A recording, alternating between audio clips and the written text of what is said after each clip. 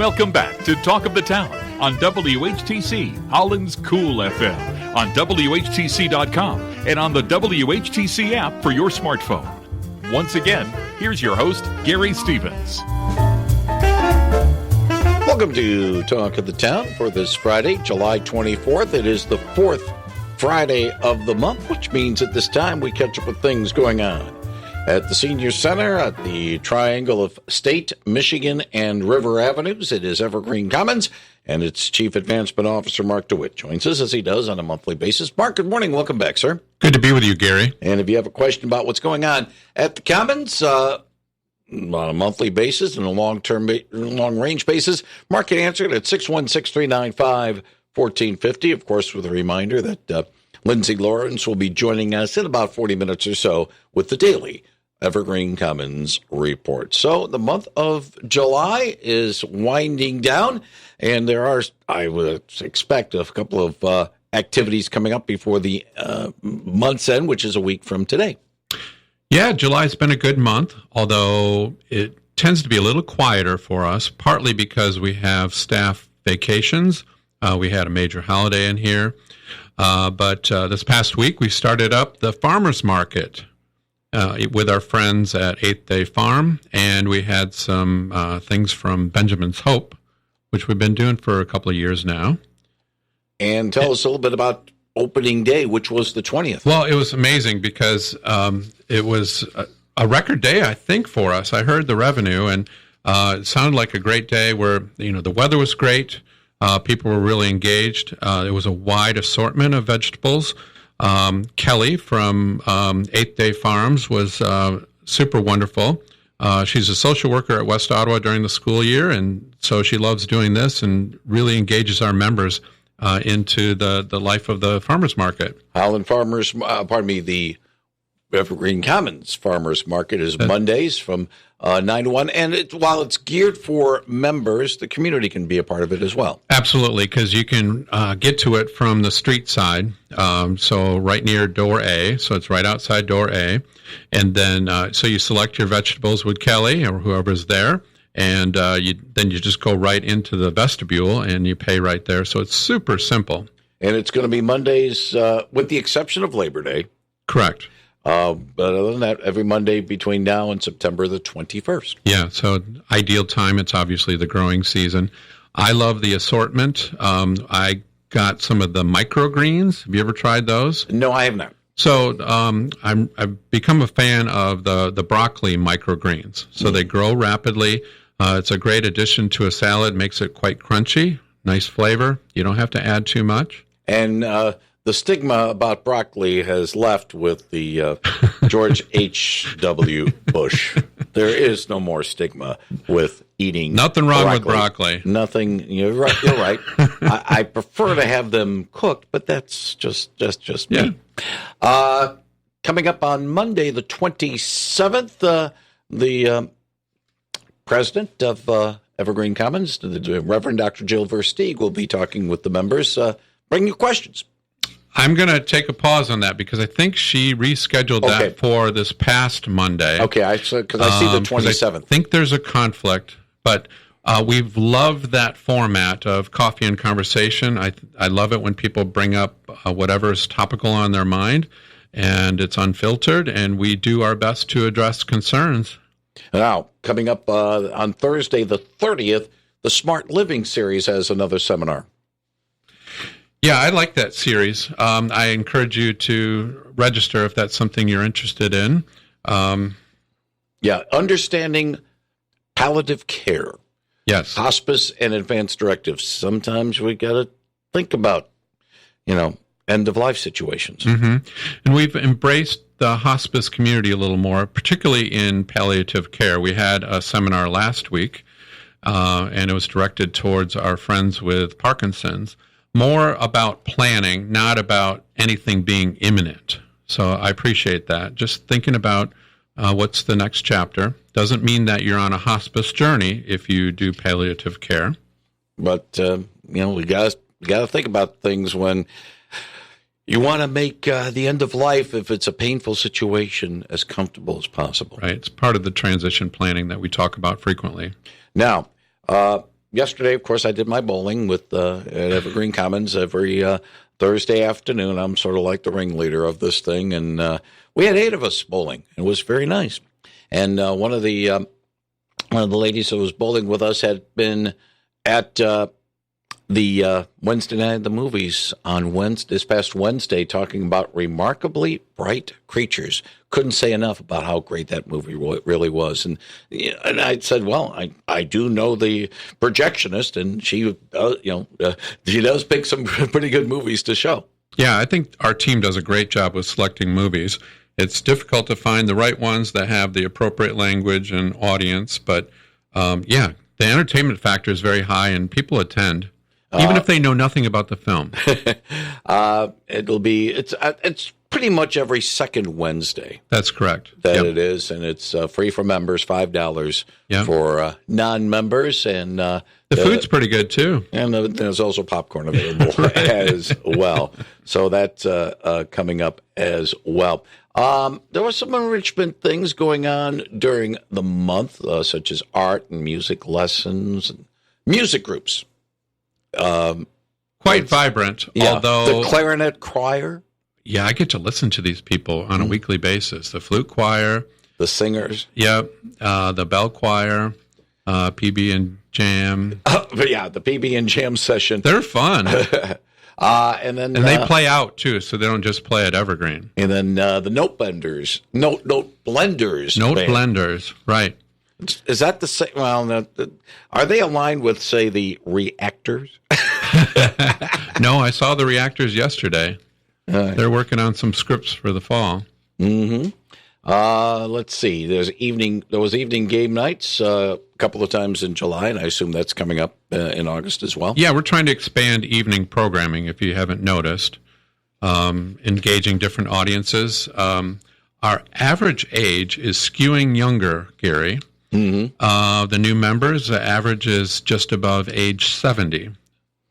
So, we are a 55-plus organization, but we're capturing some people that are a little younger, which is exciting. Well, I got a couple of years before I hit that mean, so that's good. Give me a couple of years along those lines.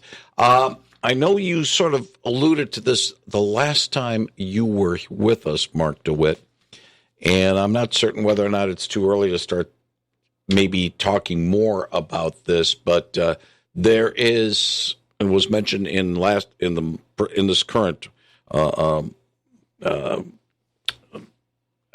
monthly publication about a Blue Zone journey to Costa Rica coming up in January of 2027. So this is a trip that's organized along with the travel committee. Blue zones, I know we've talked about this before. Blue zones are places around the world where people are living better for longer, where often it's a convergence of multi-generational families together, along with food and happiness and lifestyle. And so Costa Rica is a place where that exemplifies those behaviors. Evergreen aspires to be like that. We believe that Holland is kind of ripe for that. There's 3 or 4 generations many times that live in the greater Holland area. And we tend to thrive because we care for one another. We have great resources. We've seen what we would call a lifespan dividend over the last 10 years. So that means that 10 years ago, let's see, I think it was about age 78 was the average age of death. And now it's closer to 79.5. So a year and a half of life have been added over the last 10 years. And keep in mind, during that 10-year period, Mark, we had COVID. And yet the statistics are still holding fast. So is Evergreen a part of that? I'd like to believe that. It's hard to pinpoint, but I think it's because of the vast resources that are available in the community. So it's not just for older people, but helping older people thrive.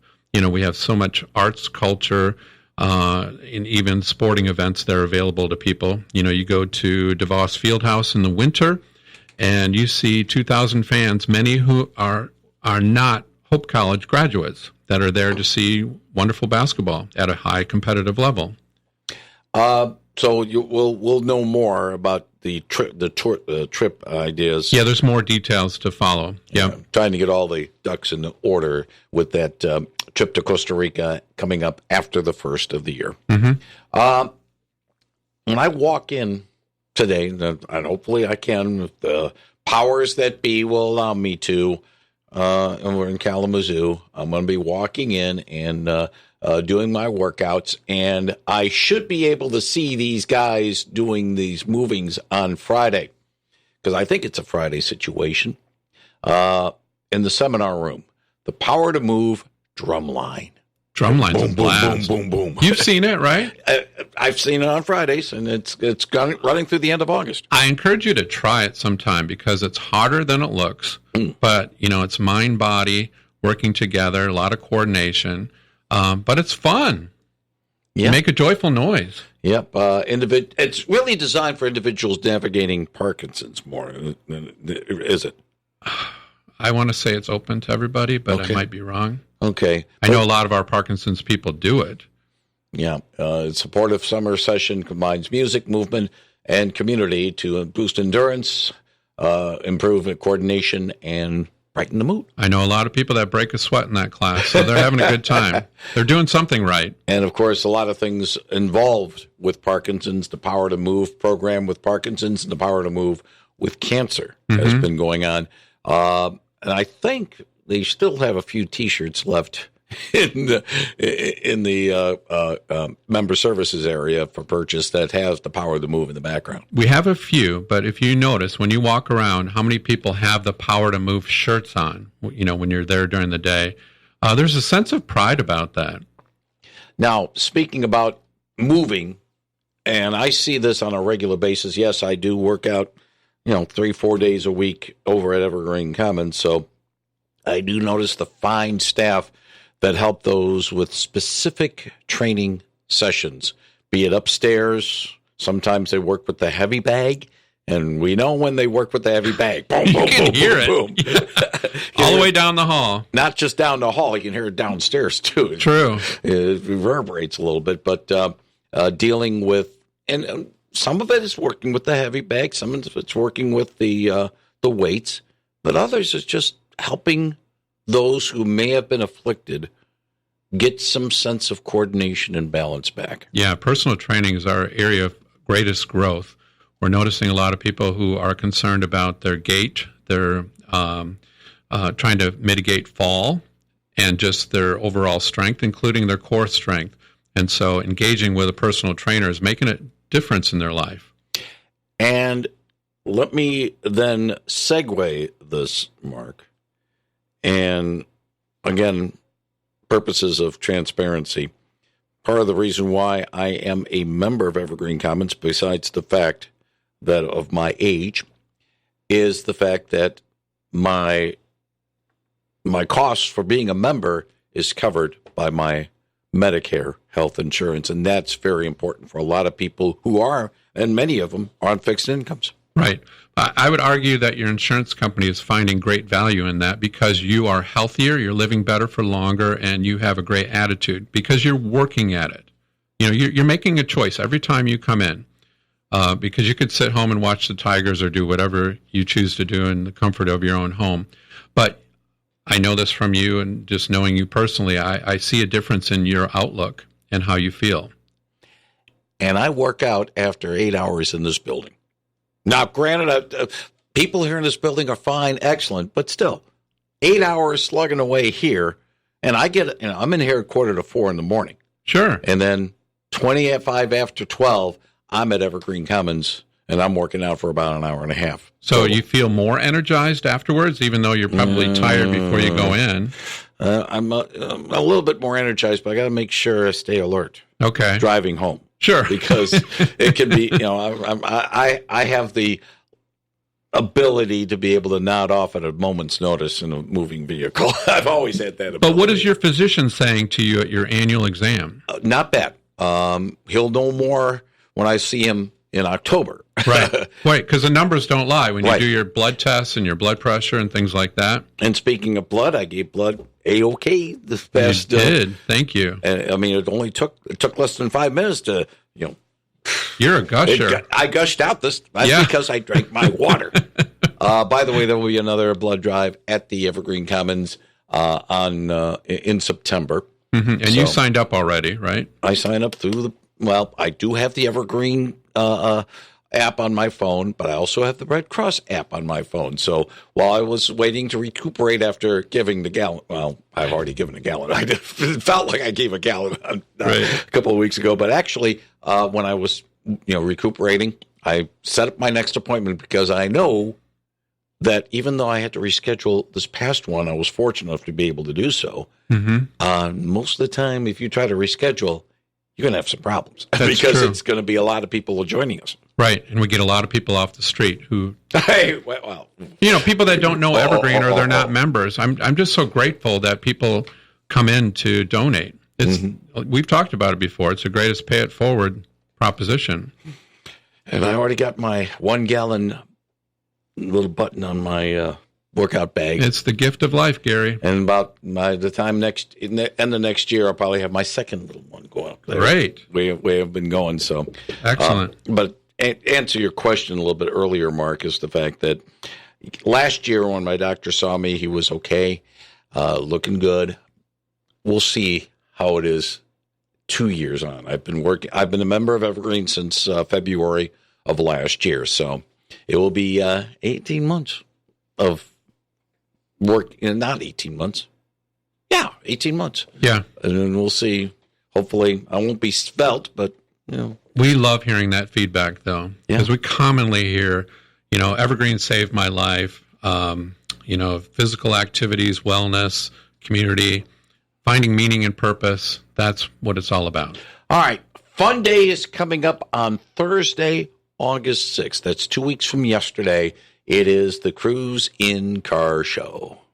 I love the car show. It's so fun. I love looking at all the vintage cars, classic cars, people showing off their roadsters, and what they're reflecting on are the memories of perhaps that car that they drove up in. It is Thursday, August 6th from 6 to 7:30 p.m. The cars will be outside of the main, I call it the main entrance. Yeah, door entrance A. Right. And it's free to watch and take a look. But right, we'll have some music and a little entertainment. We have food. And there's a little fee in case you want to bring your classic car in. That's correct. And it's also a minor fundraiser for us. It's the first time we're doing a condition-specific fundraiser. Whether it's cancer or Parkinson's, people can give to make a difference at Evergreen. All right. You have cancer and you have Parkinson's, room to move, and power to move. Power to move, yes. Yep.